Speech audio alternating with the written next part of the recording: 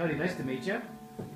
Nice to meet you, man. This is good because I saw on your website you do that, and I wanted to shake your hand, but I couldn't, and I broke the screen. It's a typical problem. We're actually working on it.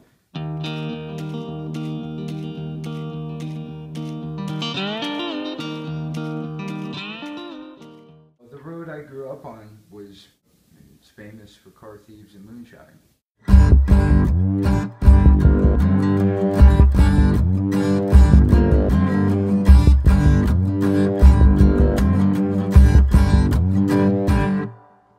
Go ahead, mister, keep speaking your piece and keep on lying through crooked teeth. I grew up on 78s. My dad had this big collection of 78s, and that's, you know, so a big band that I was bottle fed into, you know, Robert Johnson and blues, into, you know, Jimmy Rogers. It's all American music is what it is. Take this to the alley or the street, 'cause you're messing with a real man. It's a really big difference in creative people and songwriters when they go back to what started the whole singer-songwriter thing, blues and folk, and you know that's inside the soil, and it came up, and then the roots, and you know, and then it makes more sense. Not that it's older is better, but to not understand where it came from first, it's like loving cake and only being influenced by the icing. Absolutely. How old were you when you wrote your first song? 13 years old. There's only one way. Be honest and speak your mind, and that doesn't mean that you have to be rude. That doesn't mean that you have to be abrasive or aggressive, but you can be honest and you can speak your mind, and you can do it in a way that even if it's something someone doesn't want to hear, that you can say it where it can be heard softly. Earlier today I posted a picture I took of somebody. I was walking in Natick, Massachusetts, my wife's hometown. Older guy that was sewing something, you know, at this tailor, and he was like sitting in the window, and he looked like he might be kind of a grumpy guy, but I wasn't sure, and waited till he noticed me, and he looked at me, and I thought he was going to be like, beat it, kid, you know? I was like, I pointed to my camera, he got up, and I was like, oh, and he posed for me, and he smiled.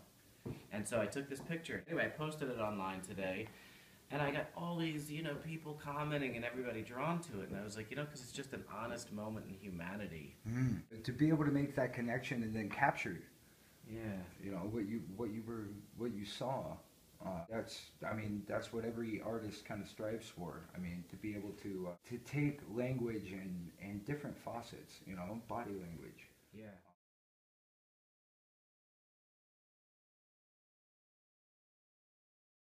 I will kind of see what kind of mood I'm in. You know, what are songs that I want to play tonight, you know, at this gig? And then when I get on the stage, it's usually from there, every single song that I play in order is determined by the crowd. When an artist plays live, what is your responsibility as an artist? You know, because I think there are responsibilities more than just the product. What do you think it is? What is it for you? I finally get to shake off. I finally get to shake off and be me. I'm so fucking weird. Like, it's hard for me to walk down the street. Right. You know. Yeah. So I'm always trying to be, you know, like, keep it together, man.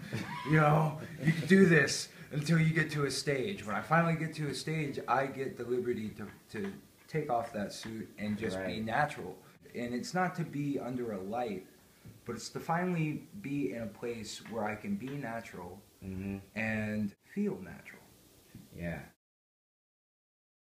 I spend most of my time paying attention to the crowd and like you were saying, steering a ship, and a lot of the time you're in shallow water and you gotta make sure you don't crash this ship.